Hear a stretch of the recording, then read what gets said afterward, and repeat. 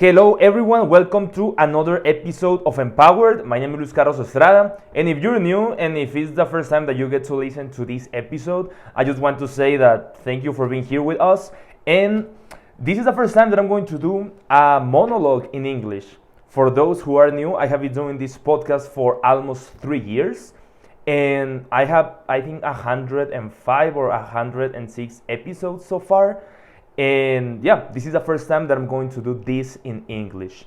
When I used to start doing this podcast, I remember that I used to talk about more stuff that would be, I would call it more personal. I would be talking about all the difficulties that I was passing through as an international student, problems in my life, problems in my family, but at the same time, I was talking about stuff that I love, about lessons that I had learned, because I have been an international student in the US for 5 years.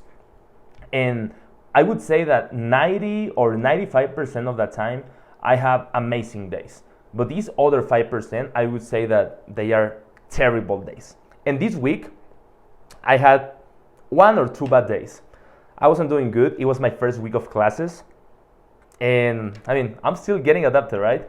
But the reason why I'm doing this episode is because after having lived in the US for 5 years, I have learned a lot of lessons. And in this episode, I'm going to talk about the 10 lessons that I have learned since I moved to the US.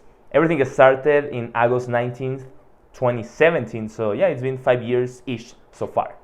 The first lesson that I'm going to talk about is, if it's important enough for you, make it happen. No one is going to give anything for free to you. And let's go back to 2016 when I was in high school, and I remember that the coordinator of my high school said, hey, tomorrow, if you want to come to the library, there's going to be people from different universities from Arizona and New Mexico, and if you want to go to the library, you can miss class. You're going to be excused. And I was like, I have a biology class. I hated my biology class, so I'm gonna go to the library. So I went to the library, and I remember that there were people from University of Arizona, from New Mexico State University, from, I don't remember the name of that, Doña Ana Community College, and other universities. And I was like, this sounds super amazing. And I remember that when the presentation was about to start, I was super excited to listen about the opportunities that I could potentially have to go to the United States to complete to further my education. The problem was when the presentation started, it was in English. And I didn't speak English at that time. I could barely understand English at that time. So that presentation lasted for 45 minutes, and at the end, I didn't know anything. Fortunately, most of my friends at that time from high school, they knew English perfectly because, I don't know, they were just super smart, I guess. And at the end, they were telling me about different opportunities. I got like all the stuff that they were giving out. And then I remember that I went from the library to my classroom. And first thing that I told my professor was like, hey, I'm gonna go to the US to study. And I still had 3 more semesters of high school at that time. And I remember that my professor laughed at me, and she was telling me, Luis, it's not gonna happen, like, be realistic. You're not gonna go to the US, you're gonna stay here. And I was like, I don't know why she was telling me that, but since that day, I was 100% convinced that I was going to be able to go to the US to study my career. And this year, 2016, I'm not gonna say that it was amazing, but I'm gonna say that it was bad. I think it was kind of like in the middle. Most of the time, I was super excited because I was like, I'm gonna be able to go to the US someday. But then, I would say that, yeah, most of the time, I was like, I don't even speak English, and it's gonna be super hard. So during the summer of 2016, I started taking personal English lessons, and I remember that after every single class, I was even more frustrated because I couldn't handle a conversation in English. When the professor was talking to me, I didn't have any clue about what she was saying. But I guess that I was improving because day to day, she was saying that I was improving at least a little, but for me, it was like, I'm not feeling that I'm improving at all. But yeah, at the end, I ended up like, I'm doing this thing in English, so I guess that I ended up learning English little by little. And coming back to what I just said, like no one is going to give you anything for free, and that you got to do, and that you need to do your best for what is important to you. At that time, I remember that when I told my parents that I wanted to come to the US to study, okay, so I think that I didn't even mention this, but I'm coming from Mexico, and you can tell by my accent that English is not my first language. And money was the biggest problem. So permission was not a problem. My parents never said, oh, I'm not going to let you go to the US. What they would say, it was, we don't have money to support you. Even though we want to support you, Luis, we don't have enough money to make it happen. And I was like, okay, so if money is a problem, I'm going to make it happen. So during December 2016, I started selling barbecue, literally house to house. My grandma helped me prepare that, and then she gave me rides to deliver the barbecue to different houses. And my profit was $200, which is nothing. And then the other problem was that I still needed, so what I fundraised at that time was literally nothing.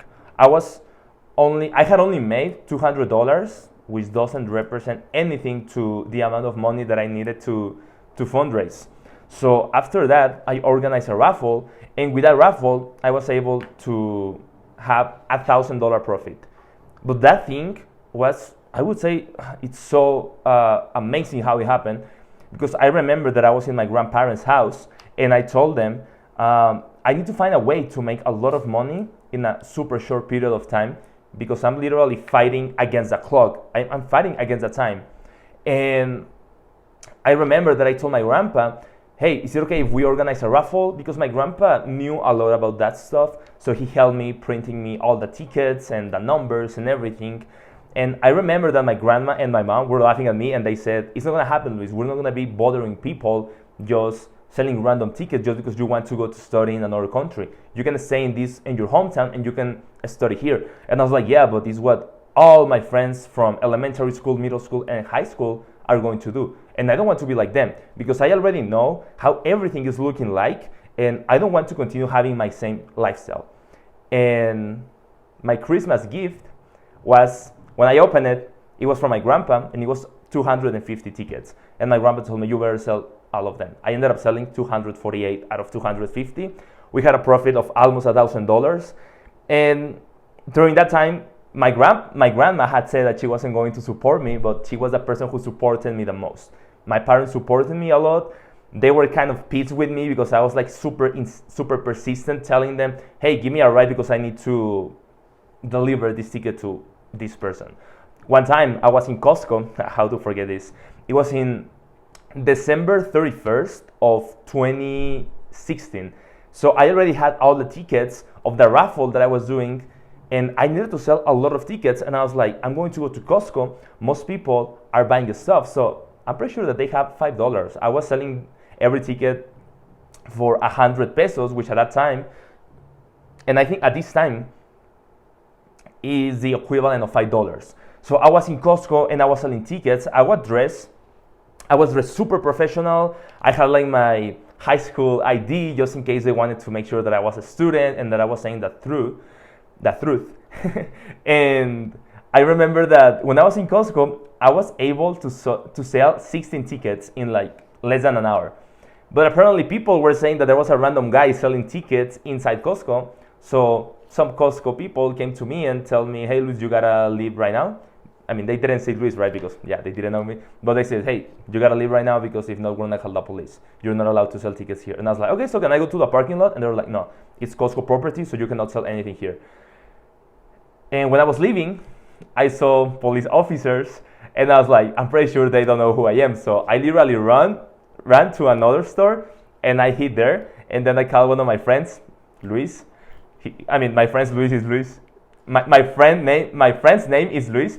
And I told him, because he lived super close from Costco, super near from Costco, and I told him, hey, can you please pick me up? I think that I'm in trouble right now, so He was like, I'm not available, but I'm gonna call my mom, and my mom is gonna go there like to pick you up. So my friend's mom picked me up, and yeah. But at the end, I was able to sell 16 tickets. So the time continued, and then during May or April or May of 2017, I was like, I'm gonna start training children, like physical conditioning, baseball, and I just want them to be in shape. I want them to improve their conditioning. So I was training like 8 to 10 children at that time. I was literally designing all the training plans and stuff. And for 14 weeks in a row, I was training them. So I already had the money of the barbecue. I already had the money of the raffle, and now I was making money from this kind of stuff, from baseball and physical conditioning trainings. And literally, probably a month and a half before classes would start, I was able to have enough money to pay for my first semester it was in Coaches Community College. So that didn't happen. During my first semester in Coaches College, I was like, I literally have no money, not even $10. So how am I supposed to continue my education? And I had published a book back in 2013, and I was like, I'm gonna work on this book. I'm gonna make a lot of editions, and I'm gonna sell it again, and with the profits, I'm going to be able to pay for my second semester. Literally, my first semester in college was just working on my book, and I didn't have Wi-Fi in the house where I was living, so every weekend I would go to McDonald's and spend 5 hours, 10 hours there just working on my book because I needed Wi-Fi. I didn't even have a desk in the house where I was living, so I had to be in McDonald's, and McDonald's was like my office, so I was doing everything there. And other thing, it was like I wasn't able to speak English at that time, so it was even harder to communicate, to spend time, to get to know people, because how am I supposed to talk to people and to network if I wouldn't even speak the language?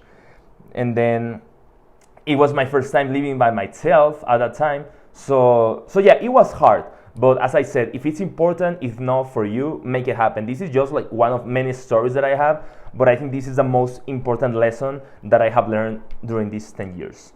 So let's continue to the second lesson. It's live below your possibilities and keep track of your finances. And let's go back to what I was just saying about the book. The first time that I published the book back in 2013, I never pay attention to finances because I was like, I don't care about money. I just want to publish this book. It was about my sister's story. She passed away due to cancer, and it was a super inspirational story. So I was like, I'm not even interested in making money because of what happened with my sister. So I just want to share my story, and that's exactly what happened. However, when I wanted to publish my book again, I didn't have money to publish it. So I was like, this time it's not gonna happen. So once I published the book, I was like, I'm gonna keep track of every single book that I sell. And that's exactly what I did. And I probably gave away 20 books or 15 books out of 500. So it was literally nothing. And then other thing that I have learned about living below your possibilities is that if you're working and if you're making more money, don't elevate your lifestyle. Don't go for more at that time. Save money, invest in yourself, in your education, try to be more marketable, but don't elevate your lifestyle at that time. Like, we're super young at this time. If you're listening to this and you're in your 20s, we got time.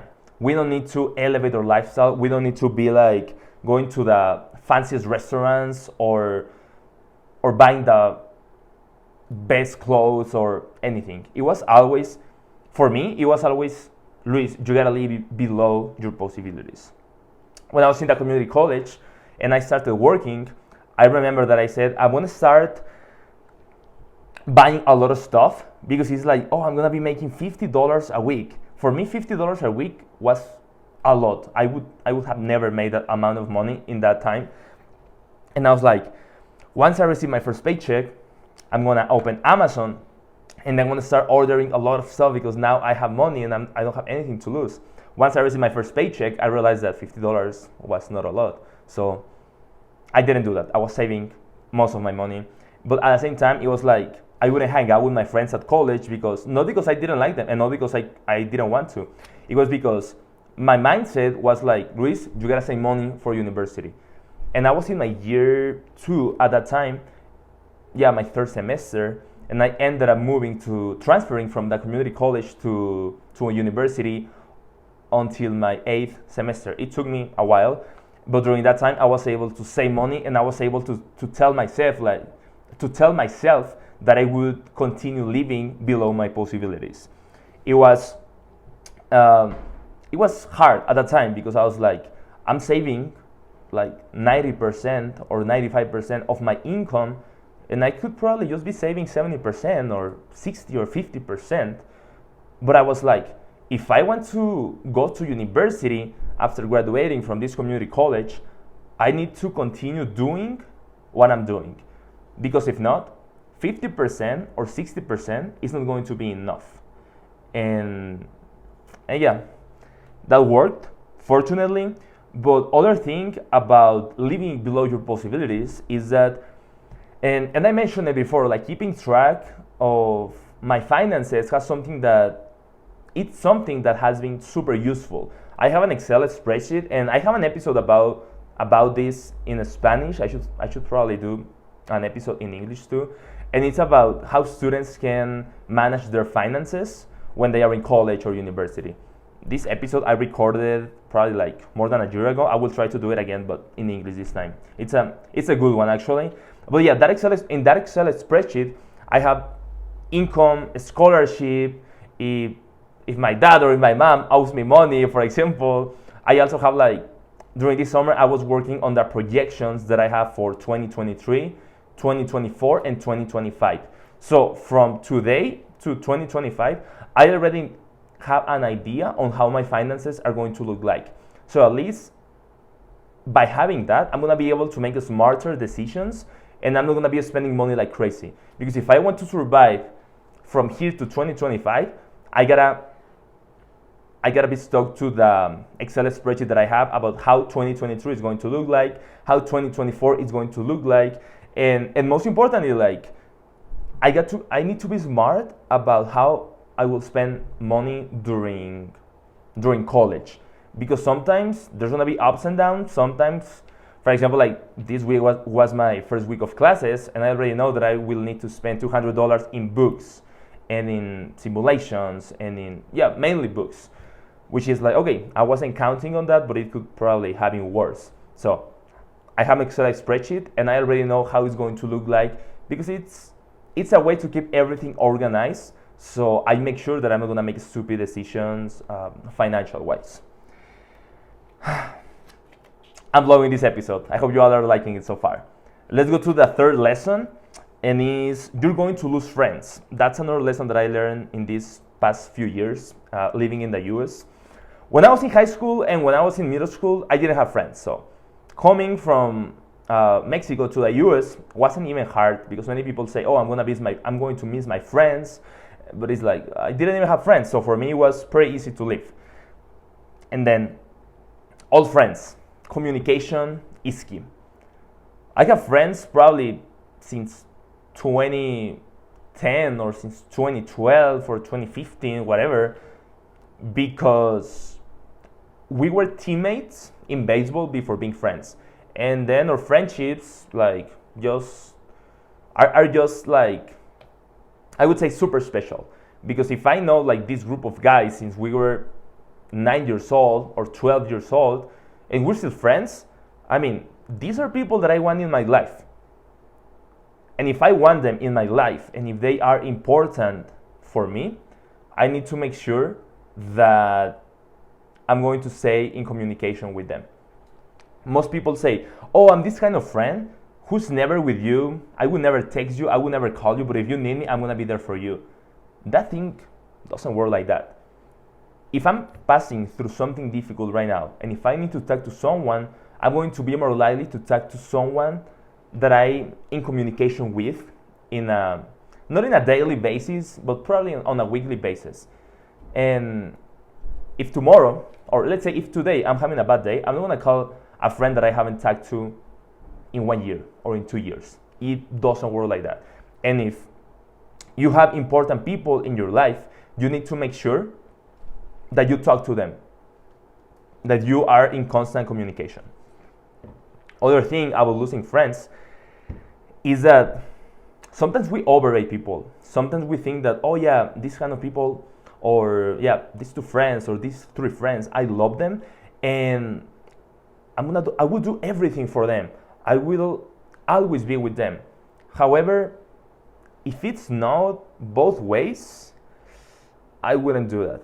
And there's a documentary in ESPN about Derek Jeter, and I remember that he said, loyalty one way is stupidity. And I would say that it's super true. We need to, as part of this lesson, is that we need to hire our standards when it comes to friendships.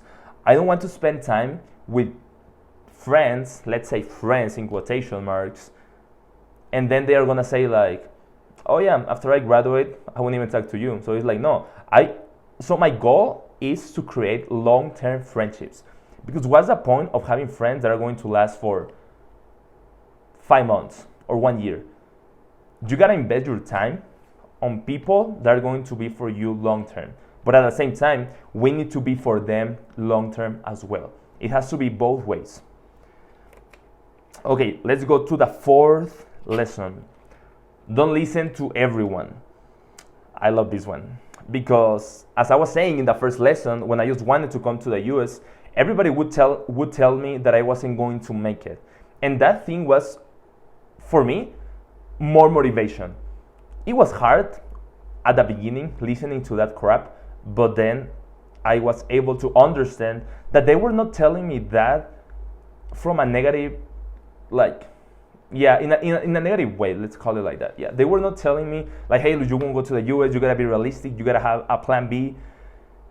They were not saying that on a bad way. They just wanted to make sure that I was going to be okay, because most people who would be telling me that, they were my aunts, my uncles, my parents, or my grandparents. So they are people who love me, and they were telling me this. And at the beginning, I wasn't able to understand that they wanted to protect me and that they wanted to make sure that I was going to be safe.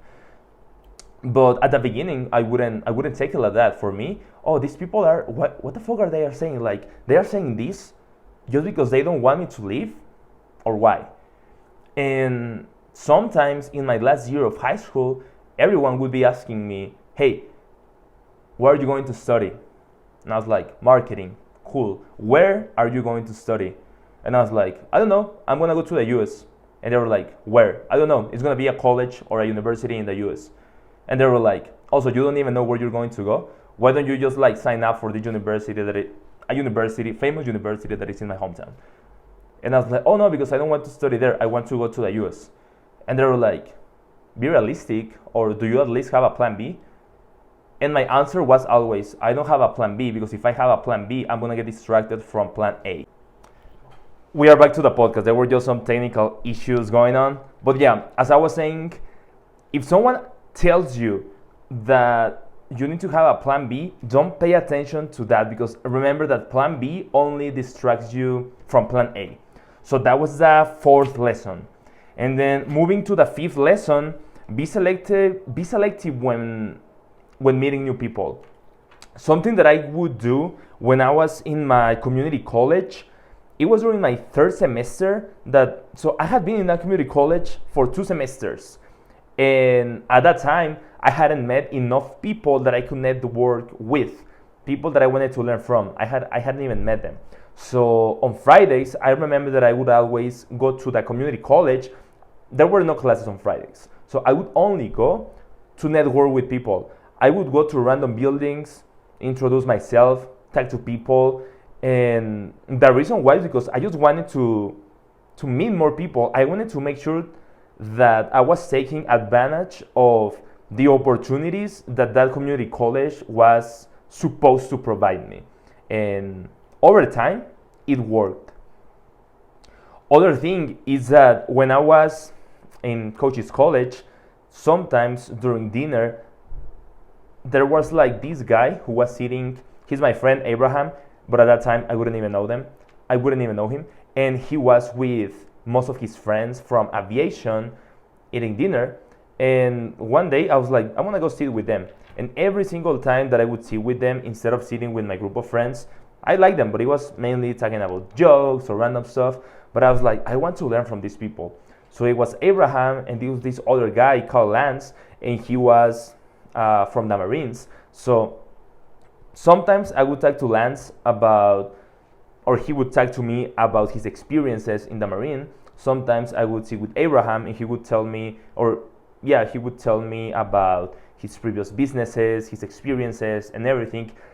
And I remember that after eating dinner with them, I was always like, wow, like this is the people that I want to be surrounded by.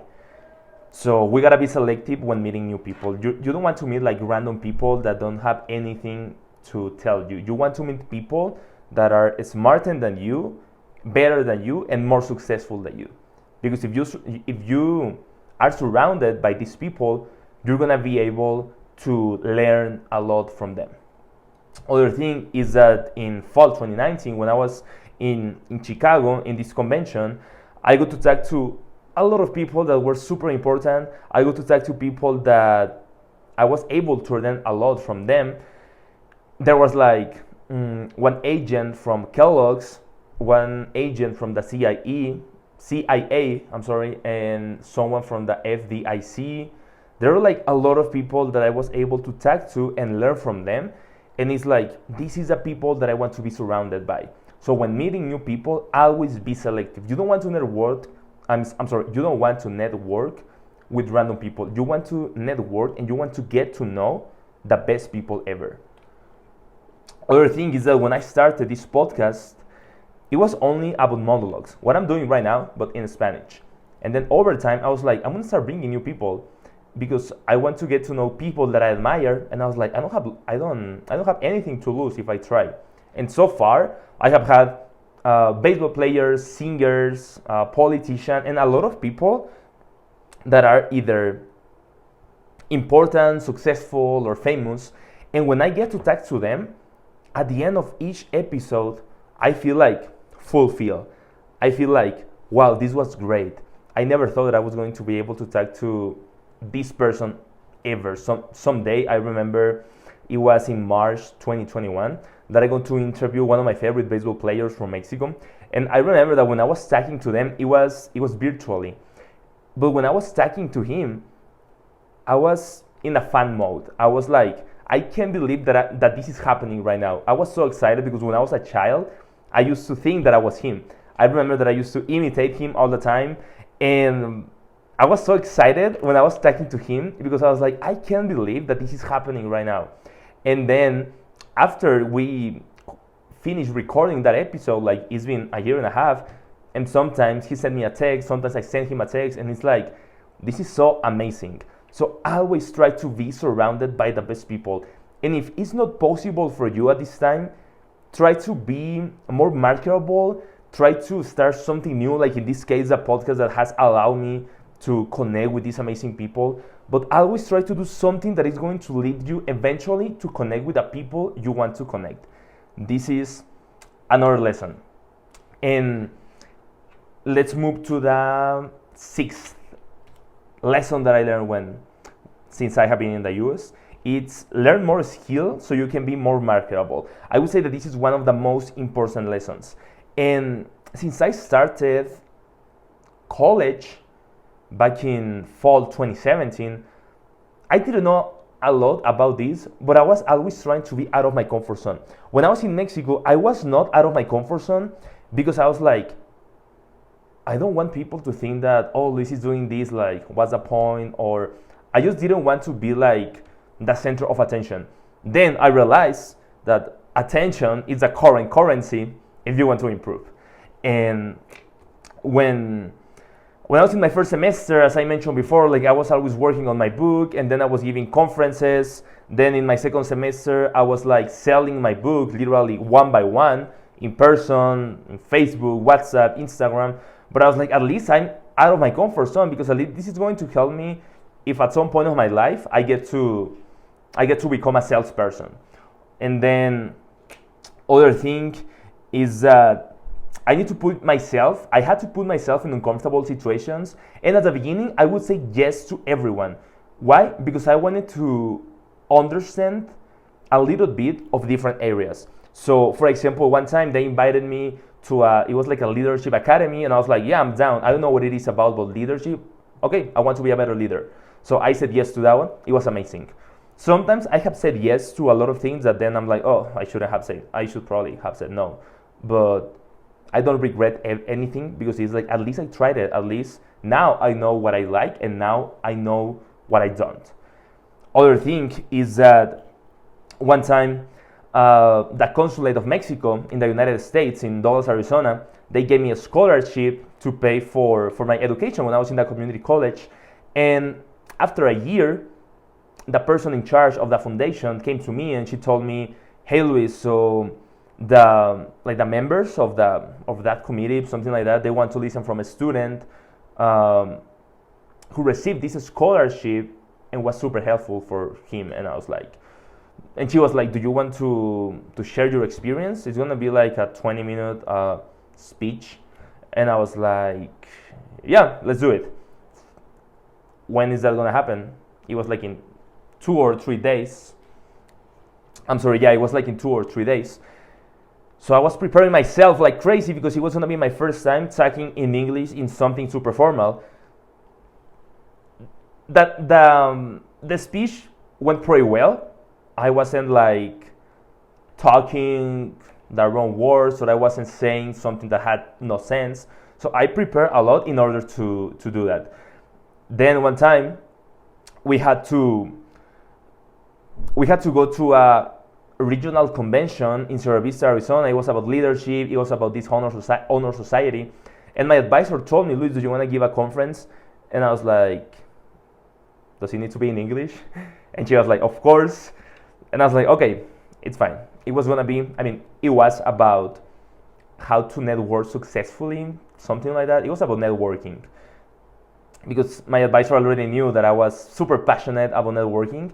And I was like, okay, so I'm gonna share my experiences and I'm gonna share what has worked for me so far. And hopefully it's well accepted by the audience. So I prepared a lot for that conference. My advisor helped me, other advisors helped me as well. The night before, I was preparing the presentation like crazy. Following in the morning before the presentation started, I would walk with some of my friends and I was like, hey guys, I'm gonna tell you what I'm going to say just to practice. And then they would be giving me some feedback. So at the end, the presentation went well. And with this, I want to say, like, when you become more marketable, it's gonna be way easier for you to excel. Sometimes you can improve by working more on your personality, sometimes about soft skills, sometimes about like super special skills, a software, a program. The point is that the more you learn and the better you become, the more marketable you're going to be. So you want to make a difference in this life. You want to make a difference in your work environment. You want to make a difference in your classroom. If you're different, it's going to be way easier for you to excel. And this is something that Abraham, the friend that I was mentioning a while ago, he helped me with that. Because I would always come to him and I would be telling him, hey, where should I invest? And he was always telling me, you gotta invest in yourself. The more marketable you are, the more opportunity you're going to have. And I have learned that lesson. The 7th lesson is, if you don't like your personality, just change it. It's not hard. It's super, super easy. And you can change from the night to the following morning. If you don't like your personality, change it. When I was in elementary school, my personality was like a leader personality. I would be like having a high self-esteem. Everything was okay. Then, when I started middle school and high school, my personality completely changed. I was super shy. My self-esteem was super low, and everything was going like worse and worse. And then I was like, I don't want to be like that. I hate my personality, so I gotta start doing stuff to change it. And I would be researching a lot about the person that I wanted to be. I would be like, okay, so if I want to be more confident about myself, I remember that, okay, so You gotta walk faster. You gotta dress probably more formal. You gotta speak like this, like that.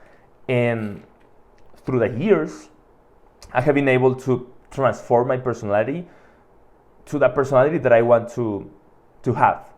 And I remember that one time, it was like a few weeks ago, we were having a conversation with some people, and they were like, okay, so if you have to do this and that, probably if you're extrovert, it's gonna be easy. But if you gotta do the same stuff and you're introvert, it's gonna be hard for you. So you can say the way you are, and then you're gonna get through it. And I was like, I interrupted a person that was talking, and I said, or probably just fake it until you make it. And they told me, no, we don't believe in that. Something like that. They said something like that. And I was like, I mean, that worked for me. Like at the beginning, it's not that I was faking it. It was like I was trying to implement new changes in my life in order to be the person that I wanted to be. If you're introvert, it's fine. If you're extrovert, it's fine. But it's like, if you're a salesman, and I read this in one of the books of Jurgen Klarik, and he said, I was a super introvert person. But then when I became a salesman, I had to be extrovert. So I would be like introvert 100% of the time. But when I had to sell something, my mindset would change, and I would be the most extroverted person ever. The most extrovert person ever. And then right now he's a super extrovert person. So it's like, if you don't like your personality, just change it. That's it. Work on yourself. Work on the person you want to become, and you're gonna be that person eventually. But you gotta put like a lot of effort on it. It's easy. It's not hard. The only part that is super hard is the beginning. And all the time, in every project, in every change, the beginning is always the hardest part. When you're gonna start working out, probably the first week or the first couple of weeks are gonna be super hard. You're gonna be sore. If you're gonna start a diet, probably the first week or the second week are going to be terrible. You will always want to be like eating desserts, eating pastries, but it's only the first couple of weeks. Then you're gonna be like, oh, I don't want that chocolate. I don't want that cake. Why? Because you're getting used to, because you're programming your mindset to the new habit you're building, or in this case, you're changing your personality. And yeah, as long as you overcome the beginning, you're gonna make it. Ninth, don't overrate people. When I would be going to Hermosillo in Mexico, where I'm from, I would always be like, oh, I'm gonna see my friends, it's gonna be amazing. I'm gonna go to the places that I used to be, to the restaurants where I used to go. And I would overrate everything. And then I was like, it's not like that. Like, it's the same thing. I don't wanna be back to this lifestyle. But I was like, why was I overrating this? The reason was because I was missing my city. I was missing my friends. I was missing the places where I used to go. But I learned that I cannot overrate people, or I cannot overrate my city, or I cannot overrate the lifestyle that I used to have. Sometimes I miss home. I haven't been in home like in almost 2 years. And I know that when I come back, because I'm gonna come back eventually for sure, not to live, hopefully, but to visit, it's gonna be weird. But now I know that I shouldn't be overrating anything. I remember that one time that person was one of my best friends, and I hadn't seen her in a long time. And then when I went to Hermosillo, I remember like she only made excuses not to hang out or not to go for a coffee or something. And I was like, hey dude, like, I haven't seen you like in 4 months. You're one of my best friends, and we cannot hang out for a coffee. I cannot go to your house and say hi at least and stuff like that. And I was like, as I said like before, loyalty one way is stupidity. Then other thing, I mean, yeah, on the other hand, like when one of my favorite uncles, he's not from my hometown, but whenever he would go visit us, I would do my best to hang out with him. Because sometimes my parents would be like, oh, your uncle is coming, we're gonna go get some dinner, come with us. And sometimes I would be like, oh shit, like I have an exam following morning, or yeah, I have an exam the next morning. And I remember that I was like, okay, so I'm gonna study probably like 3 days in advance, so I can hang out with my uncle and my family, because I never see him, and he's one of my favorite uncles. So if people are important for you, you gotta show it, but you cannot overrate people ever. Other thing, I remember that when I was about to come from Mexico to this university almost 2 years ago, I went to some of my friends' house to say goodbye. I'm sorry, but none of my friends came to my house to say goodbye. But I mean, it doesn't work like that because like at least I got to see my best friends, and that was the best part. However, I realized that if people don't show interest on you, you just gotta, I don't know, you cannot do a lot on that. If people are not being loyal to you and if they don't show interest, don't look for that interest. It's just not important. I remember that one time, hope no one listens to this part. I mean, or these people. Yeah, I won't talk about it. I I will leave this for other episodes. It's gonna be so weird if I get to talk about this. So let's move to the, I think that I said a ninth, but this is a ninth. I think that I have like all my post-its here. I think one of the post-its just got stuck to the other one. Yeah, so I have two more. So I would say that this is a ninth. I can't think about numbers right now. So it's stop chasing girls. At the beginning, I mean for me, but for if you're listening to this and you're a girl, don't stop chasing for boys in your case. So before coming to the US, I remember that I was dating this girl, and at the end, she told me like, oh, this is not gonna work because you're gonna go to the US and then we're not gonna be able to see each other. It's not gonna work. And I was like, we can make it work. And I don't wanna take this like as an excuse. Okay, we're back to the podcast. I had other technical issues. But yeah, as I was saying, like, that girl was saying like, oh yeah, I don't want anything with you. I'm gonna come back with my ex and stuff. And I was like, okay, so I would never look back for her. And then with this, that has happened the same like with other girls as well. But it's like you gotta focus on your self-development. You gotta elevate your standards, and you cannot settle for less. If a girl doesn't want to be with you, leave it like that. If she wants, great. If she doesn't, that's okay. That doesn't mean that you're doing something wrong. Don't play games, and I would say that don't give second chances. Don't commit the same mistake twice. Elevate your standards, work on yourself, and become a better person. Like use that as an experience, and don't like sabotage yourself on that matter. And then the 10th is that no one owes you anything. I don't deserve anything. If I work hard enough, I'm going to deserve something.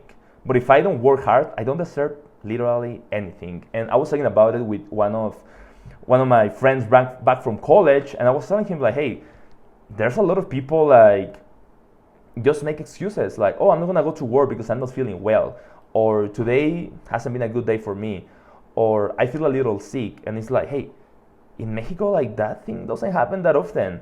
In the US, I wouldn't say that it happens a lot, but I have met like a lot of people who make a lot of these kind of excuses. Why? Because I would say like here in the US, you have more chances to grow financially. However, in Mexico, like if you have a job, it's like everyone wants that job. So people there don't tend to make that many excuses because jobs are so limited. Here in the US right now, there's like a lot of employment opportunities. That's why people sometimes don't take their job that serious. And that person was telling me, Luis, don't get mad for that. If people don't want to show to work, and if they are not doing what they are supposed to, it's even easier for you to excel.